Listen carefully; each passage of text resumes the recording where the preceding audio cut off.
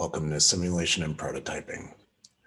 With this tutorial, I'd like to show you the difference between the way that we modeled something where each step had to be a separate grasshopper component, as opposed to using a loop to generate the replication of each of those steps.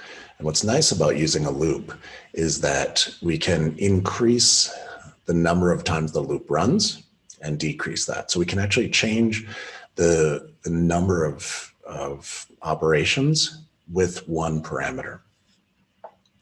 And we'll be using the anemone plugin for this as a way to generate a loop within Grasshopper. So make sure you have that loaded. Once you have that loaded, we can get started with this. What we see on the right-hand side is building on the Lewis light fixture that I used in the last tutorial, just starting with a straight line and then generating a 4-foot segment that comes out of that line, a random direction that it can vary, and then another 4-foot line. In this case, each of these lines is doing this operation 11 times. And the other thing that we can see on the right-hand side is that when two of these collide in space, the color is changing.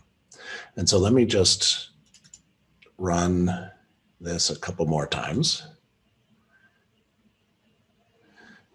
And so then we can see these collide. I'm using the clock as a way to generate the seed value, which is, I can discuss a little bit as we build this. And so we can see each of these lines moving and doing the operation. And if I want to reduce this, like let's say to 6 times, I'm putting in 5 because 0 also counts within Grasshopper. I double click the clock. What I'm doing with the clock is that it's just pulling the seconds and using the seconds to populate the seed value. So we can see these aren't going quite as far. I can reduce the number of steps in the loop to 3.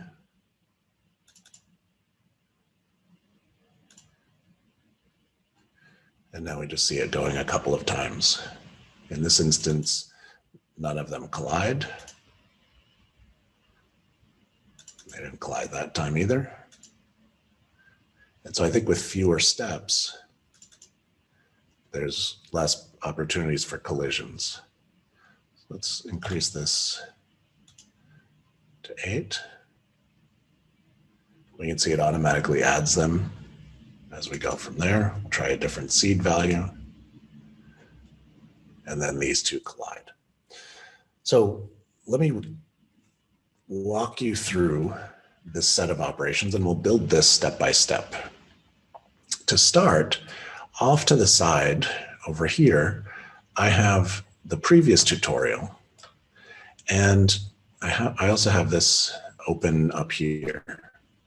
And what's happening with that is that each of these groups is essentially a different step, or a different, let's call that, what we'll do with the loop in a second. So basically this first one is taking this line. So here's the existing line that comes in. We're creating a 4-foot line segment, which is here. Actually, it comes to here. Then we're finding a point in space and creating another line that's here. Then we're creating another point in space, which is over here, and creating that line. Then joining the lines together and filleting them. So what we can see is we have 1, 2, 3 segments. We basically have 1, 2, 3 chunks of code.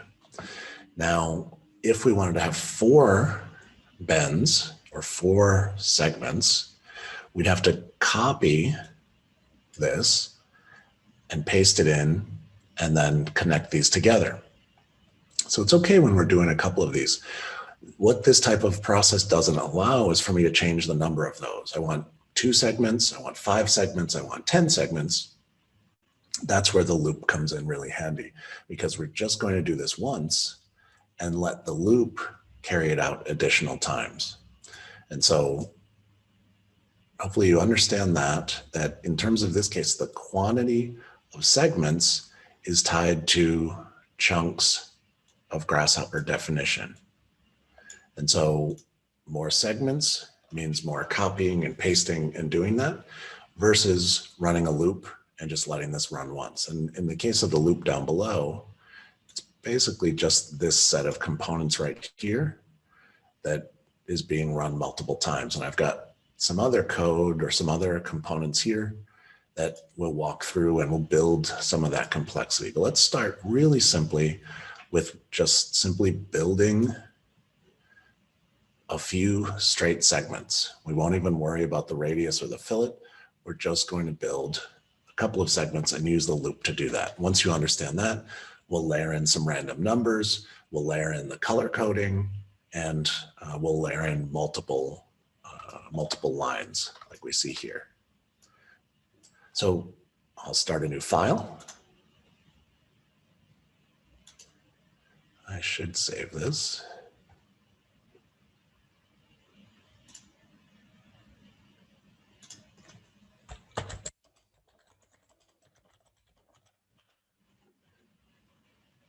Just in case I want to come back later.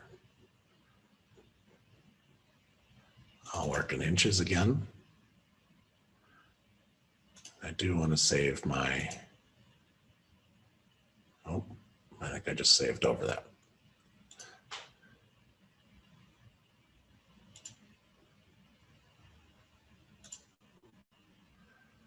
I'll close all of these.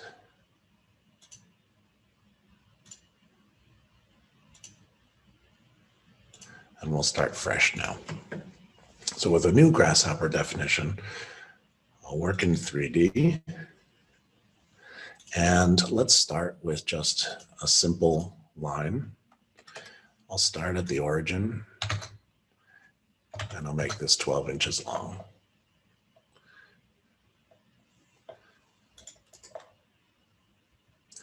And given what we did, given what we did in the previous tutorial, I don't want to do this.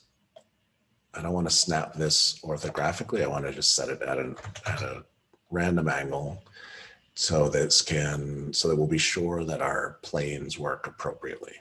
So I'm just going to set a 12-inch line and leave that kind of floating in space.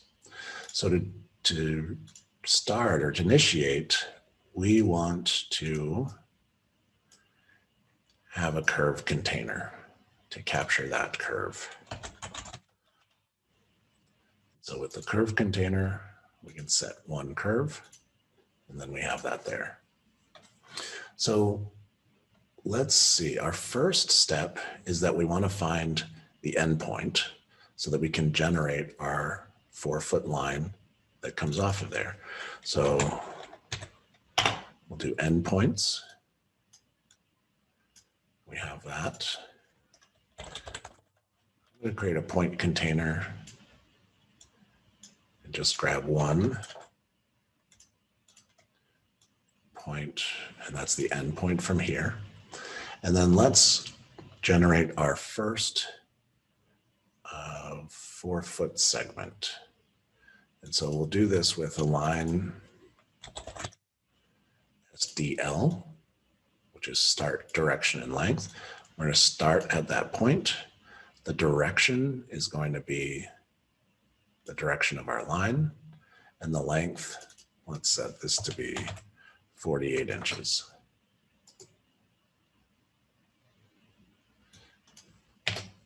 And you can set that as a slider if you want these to vary. I want my segments to all be consistent in terms of their length.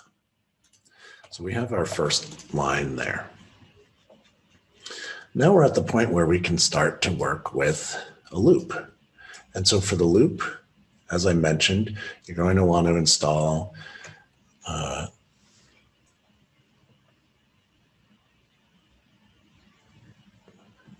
the loop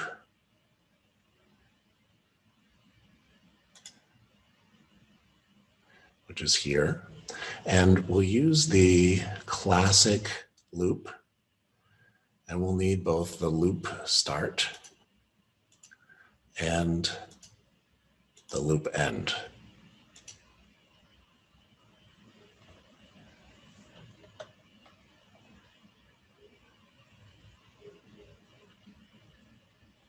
And so we have to set up a couple of things. What we have to do is to connect between our two loops. And so we'll connect them along the top. We do want to repeat, and this will be how many times this is going to run. So let's set this with a panel, and let's set this to run 3 times. We can always come back and increase this to be more later. So I'll plug that into repeat. Trigger, we're going to use a button. And data will be what comes in. And so in this case, the data that's going to come in is going to be our line. So we're going to bring in a line, we're going to work with the line, and then we're going to have a series of lines that come out. So all of these now are good. The only other thing that we want to do is right click on the loop end. Well, actually I'll leave that alone, and I'll show you the setting to change in a second. We'll run it. It won't work correctly, and then we'll change that setting. So let's pull a curve out of this. And so now we have a curve coming in. Here's our curve. The curve comes into our loop, and then it's kind of just good practice that we have this curve that sits here. And what we want to do with this is we want to find our endpoints. And then we can create another point container for the end. Control Q will hide the component. And here's picking up on what we did in the last tutorial, is that we want to create a polar point. And so this is under vector and point, and then point polar will allow us to create a point in relationship to where our line already is. And so first we'll start with our base plane, and our base plane is going to be our XY plane based on our endpoint.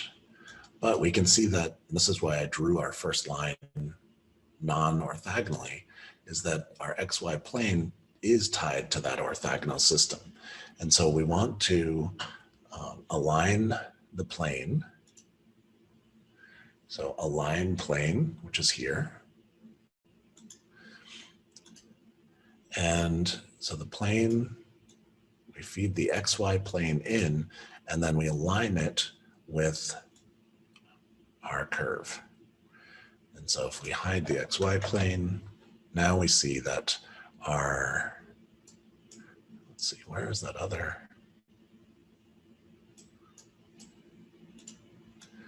Okay, we don't need that. Okay, there we go. So we can see that our plane now aligns with this line. And what's nice about that is that when we use the point polar, we can set an XY plane, which is we can set an XY angle, which is in that plane, and we can set a Z angle, which is out of that plane. We want to be sure to set both of these to degrees because they're set to radians. And if we think we're plugging in a degree and we haven't changed that to degrees, then things will be kind of wild. Our offset is going to be the 48 inches again. So we can plug this into our offset, and now we see that is offset 0 and 0. So let's set, just to start, a simple value, say 22 degrees in the XY plane. So now we saw that that rotates 22 degrees over in that direction. We can hide our plane. And Let's see. And then let's just make a line. In this case, the line will be a start point and end point. Our start point is going to be our previous end point, and then our new point will be that end point. So we can hide the point, we can hide that end point. And so now it seems pretty simple. We have our first line, our line from grasshopper that we created, and then this is the line that's 22 degrees off from that one. So within our loop, we have our two lines. And so let's feed this line into our data. And look what just happened. So this initiated the loop. If I hit the button, we can see it starts over. It ran 3 times, but we're missing some of our lines. And the reason why we do that is we can record the loop as it processes it and keep all of the data. And there are some times that you don't want to record everything, where you're just trying to move something a certain number of steps. You don't need everything that precedes it. In this case, we'll right click on the loop on the right and come down to record data. If we come back and we hit the button again, now we can see all of our lines are present. So what happened? This loop went through 3 times, or 4 instances, essentially, because it starts at 0. It took our line, it made a second line. So this should be probably 0, 1, 2, and 3. And so this is different from what I showed you at the beginning, because we're just feeding it one value for this offset, and that's 22 degrees. So it's moving 22 degrees. If we set this to be minus 22 degrees, it'll move in the other direction. We'll reset this. And so now we see each of them moving that way. If we increase the number of times that we repeat, let's increase that to 10. And then we click the button to initiate it, or we don't even need to. Now this goes 11 times. 1, 2, 3, 4, 5, 6, 7, 8, 9, 10, 11 times. 48-inch segment that's minus 22 degrees each time. So it's working the way that we want it to work. And the data that's coming out will be a curve. And so we can have that here. And now you can see as we select it, this is everything here. It's not our first segment, nor is it the segment that we created outside of the loop. So what we want to do to fillet all of our edges and do the completion of that work is to first join our curves. So we'll do join curves. And here we'll grab the curve from the loop. We can see we're missing our first line here. Let's come all the way back, and that's this line. So let's connect this here. We could even pull this down below.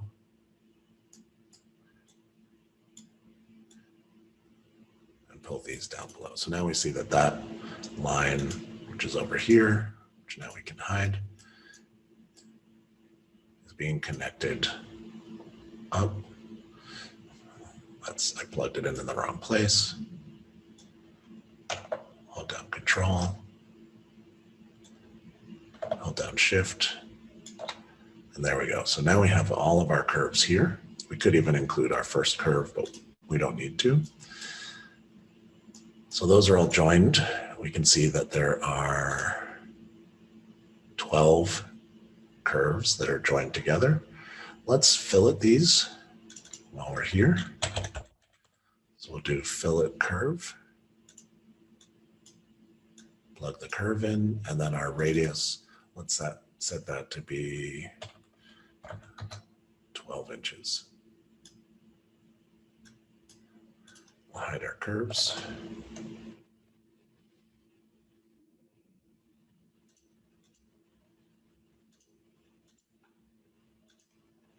Those curves. And we should flatten this.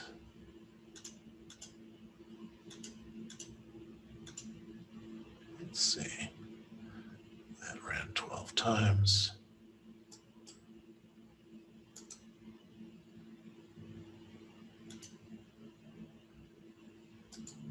All right, there we go. Because it's coming out of the loop and it's grafted, we were missing the first one. So by flattening the curve container that's coming out of the loop, that works to join all these together. And then these are then filleted.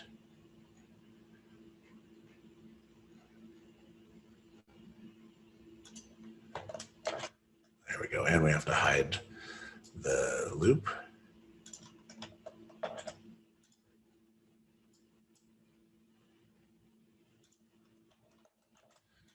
Basically hiding everything except for our last component. We see that this is then one planar curve.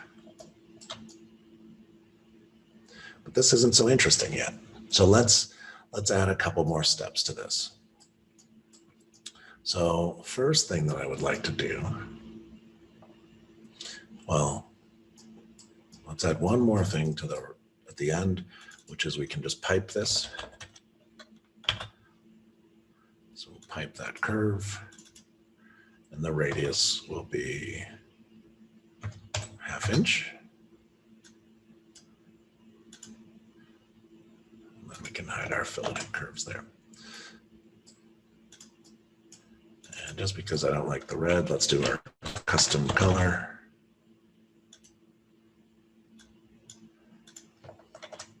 With that, and we'll set this to be a light gray with our swatch.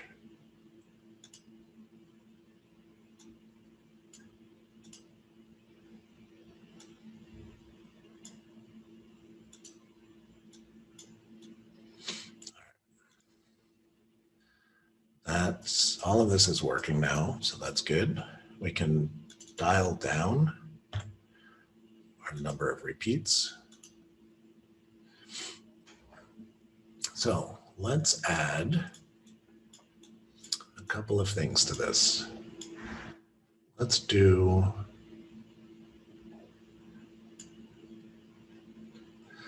include our random numbers.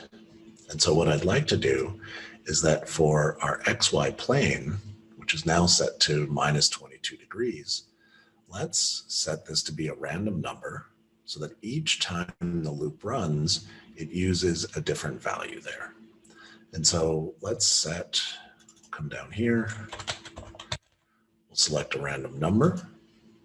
So for the range, let's set this to be maybe -22 to +22. Plug that into the range. We only need, in this case, one number. And so the default is 1, and we'll leave that alone. And let's change our seed value to, we can use a slider in this case. We'll set that to a floating point value. And this way we can just try different things as we do this. Okay, so now this generates a random number. Let's plug in. And so right now the random number is 11.34. Let's plug this into our XY value. And so when we run the loop now, by initiating the loop, what this does is it uses the one random number and plugs it in there. So each time it runs through, it's using 11.34. If we change our seed value, now it is 18. And we see that it's 18 degrees each time. What we want to do now is actually to change the the seed value each time the loop runs. And the way that we can do that is we will pull from out of the counter.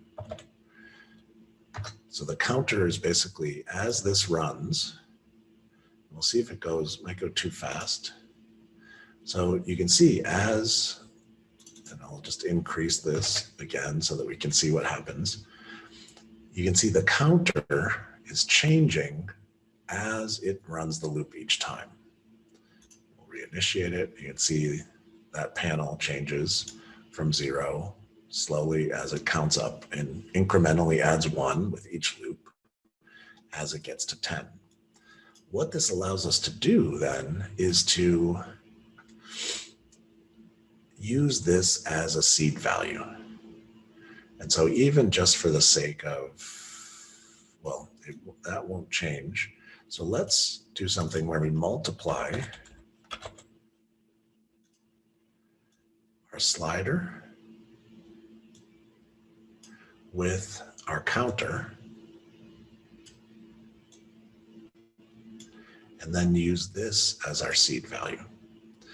So this means now that each time the loop runs, it will plug in a different number, 1, 2, 3, 4, 5, 6, 7, 8, 9, 10, as it plugs in, and it'll multiply it times this seed value that we chose. And it'll be a different seed value, which will give us a different random number. So let's try this. And so here we can see each angle from one segment to the next is well, I think it changed as we did this, but let's reinitiate this. Now we see that each time this moves, it's giving us a different random number. And maybe if we add a panel here, we can see if this number changes as we run the loop. So as this goes through, we can see a different random number generated each time. And so the other thing that's happening though is that if I keep running this, this will generate the same output, the same type of line here, because we haven't changed our slider. So each time we change our slider, each time we hit the button, this now is a new set of random numbers, which is then a new curve for us.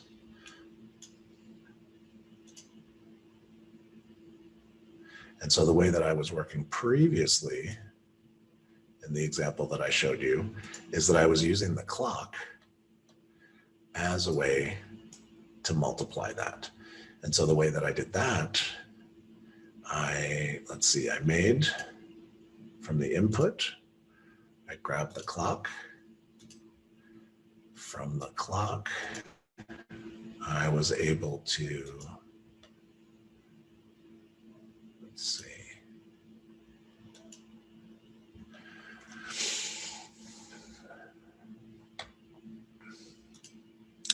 So there's under math, there's an aspect for time. And what we can do is deconstruct date, which allows us to get month, year, hour, and all the way down to seconds. So if I plug the clock into here and the seconds into here, you'll see if I add a panel, 38 seconds. If I double click it, it's the current time. So it doesn't keep updating itself, but when you double click it, it pulls the time from your computer. So now that number's 26. So this just seemed like an easy way. And I wish there was a way to connect the button to the clock. But if we just double click the clock, now we at least get 60 different seed values. And as we reinitiate this, we can see it creates a bunch of random numbers. We double click the clock and a different set of values. So that's working nicely. If we want, we can do a similar thing for the Z angle, but we don't have to worry about that yet. We can clean a bit of these things up. We can also increase the range. So this was -2 to +22. Let's do -60 to +60. Double click our clock, which gives us our second hand. Reinitiate the loop, and there we go. So that's working nicely. We have our random number. This will stay two-dimensional until we add another random number for our z value. We can do that in a second. But before we do that, what I'd like to do is to add a couple of additional lines that we can generate multiple complex curves using the loop. So let me come here and copy this. Actually, what I'm going to do is offset it so that it keeps our same angle. And we'll offset it 24. Now I can copy this.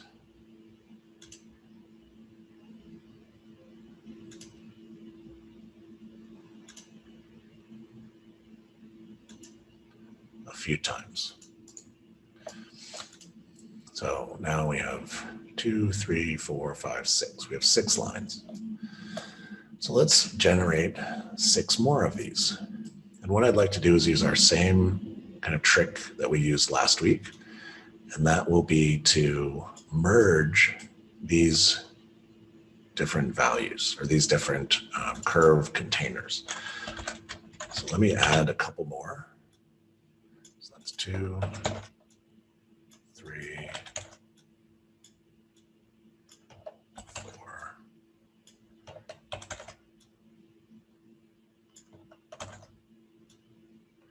5, and 6. And we can set those. So let's set each of them. So our first one is there. We'll set our second curve. I just like setting it up this way so that it gives us some control later. So if we want to manipulate how these are spaced, where they are, we can engage these one-on-one.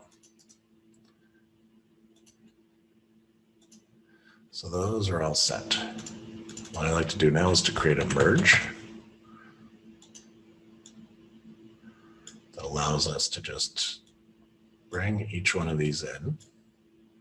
We can see as we plug anything into the last data entry here, it adds one more.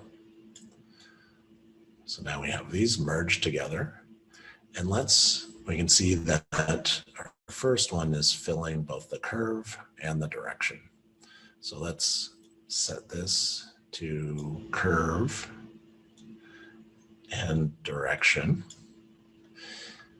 And now what just happened is that all of our curves were fed a set of random numbers that were the same. And that's okay. If we double click our clock, we'll get a new seed value. We'll reinitiate this. We can see the way that those run. And again, this is still two-dimensional, and that's okay. So what happened? What's going on here is that our random numbers were generating one number each time. And so while we have 6 curves coming in, we're using the same random number. And so the way that I would solve this is and we could just set it so that there's 6, but if I ever want to plug more in, the shortcut that I would use would be list length. And so I can use list length from our merge. This tells us that there are 6 values there. And I can plug this into the number that we need in our random number. And so now the random number will generate 6 random numbers for each iteration in the loop. So watch, if we add a panel here now there's 6 random numbers that are generated. So let's reinitiate this. by plugging that in and changing this to 6, when we relaunch the loop, each of these lines will have a different set of random numbers fed to it. So we'll double click the clock, relaunch this, and now we can see each of our lines moving with different random numbers, still flat, but moving in different directions. We can change our range for the random numbers if we want. Let's run it again. And we see that those are, again, generating that. And so what's amazing about the loop, again, is we can change if 10 is too many, we can dial this down to 4.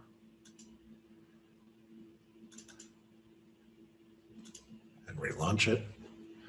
And now we have 5 line segments. So that's working well. We're almost done. Let's add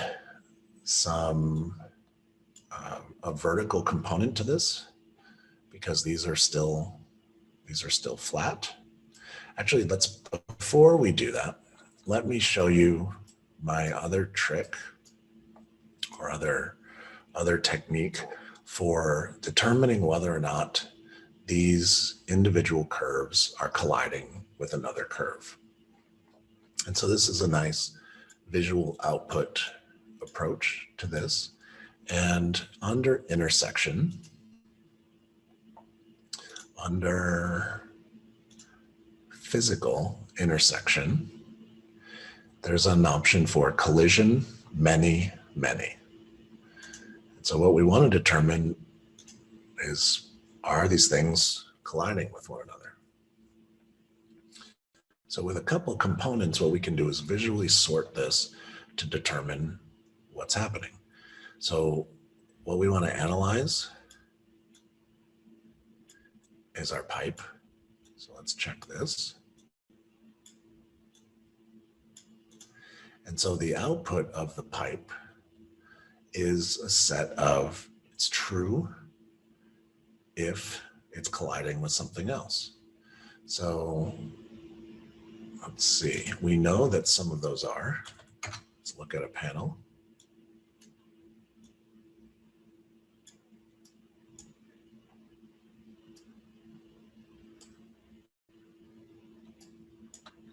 Let's see. We need to flatten this, because as this being grafted, it's not working. So when we flatten, we can see these change. Now we can see true, true, true, false, true, true. So the only element that's not colliding with another one, again, if we mouse over, true if it's colliding. So the only one that's not colliding is the fourth one, which is here. And that works well, but this is just simply giving us a Boolean output. What we can do is to use dispatch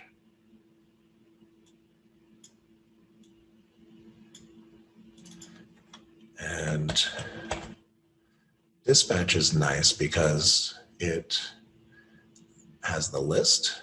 So our list is going to be our pipes. Our dispatch pattern is going to be that collision output. And then list A has 5, list B has 1. So then let's plug list B over here.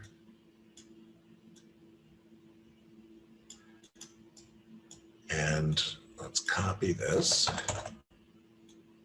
And we'll just simply change the color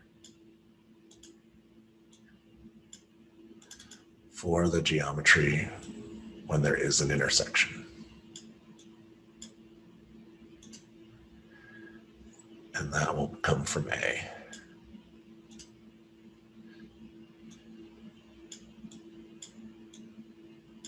And so now over here, we can see that one of these is gray. That one's not intersecting, the others are. Let's relaunch or rerun the loop. New seed value. Now we can see the colors change slightly, where the two middle elements are not overlapped with anything else. So run it a couple of times, make sure that it's working. This one, all of them intersect. And the reason why I wanted to do this first is that they do intersect here. If we add a random number to the z value, it gets harder to find for there to be intersections.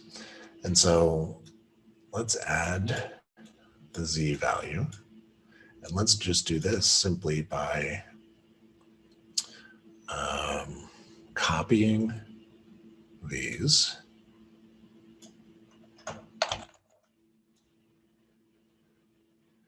The reason why we're going to copy them is we're going to give a different range.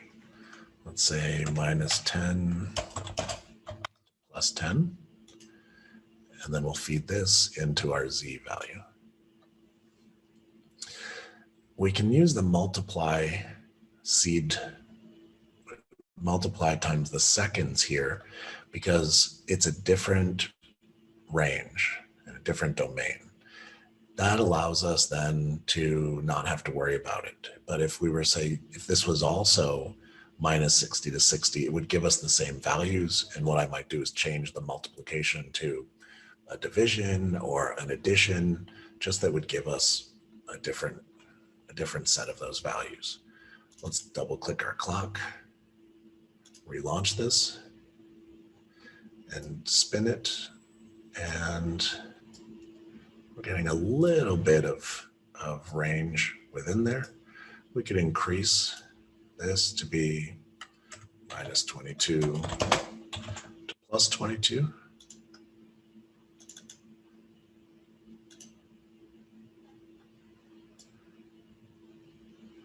And now we see we start to get a bigger range within these.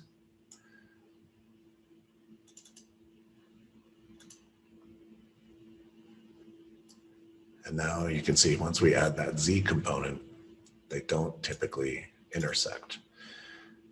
We're going to also look at increasing these. So yep, in the previous, I keep saying yesterday, but in the previous tutorial, I think we did -120 to +120. And then this could even, if it were the same, it's going to be a pretty big range, and we'll leave that alone.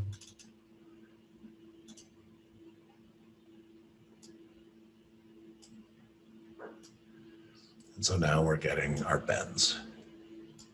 Remember, if we want to have more bends, this will just kind of get crazier the more we add, but we can increase our repeat or our number of, I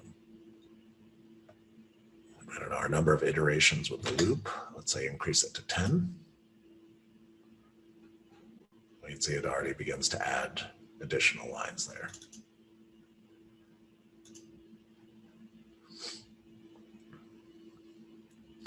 It's a bit on the crazy side or chaotic side with these, but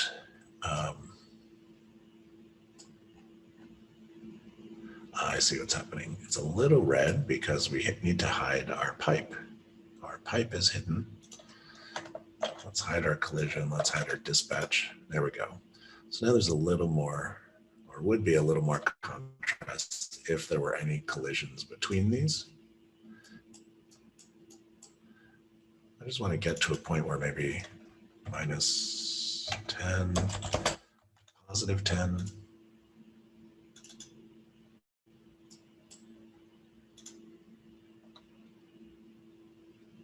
Okay, and we just got a couple of intersections there.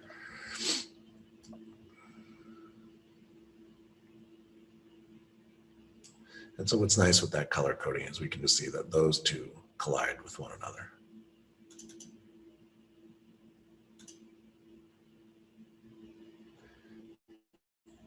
It's also nice that they start and they don't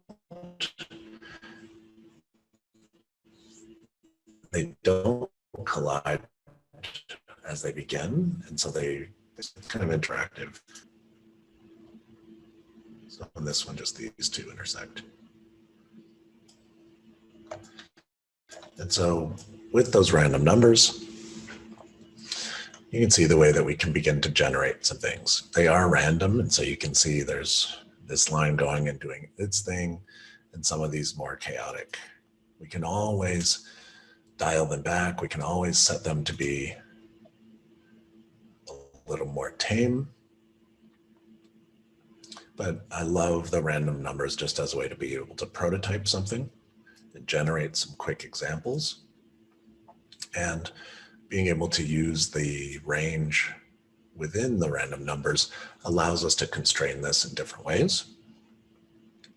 But compared to what we were doing earlier, or in the previous tutorial, if we wanted to have 10 or 11 segments in what we were doing, we would have had to copy that. And so using the loop is a really nice way to be able to control the quantity of operations.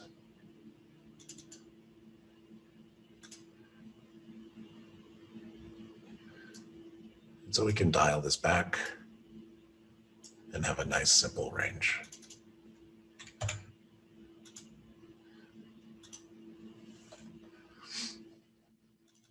So continue to play with this.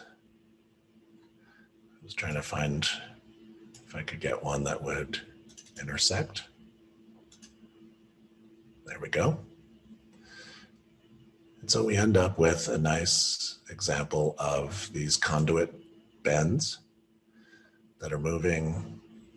They have 4-foot straight segments and then a 12-inch radius.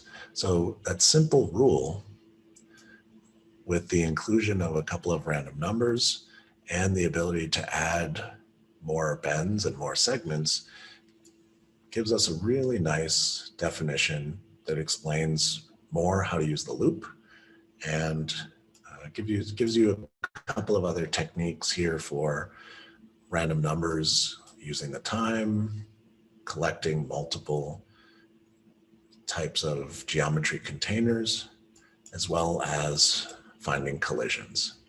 So I hope all of these things help, obviously, but I hope you can use these techniques and deploy them in different ways. If you have any questions or problems, please post something under the YouTube comments.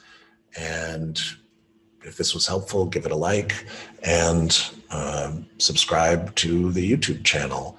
I'll continue to add content, and all of these are built based on input and based on feedback from you. So have fun, make some cool things, and keep watching.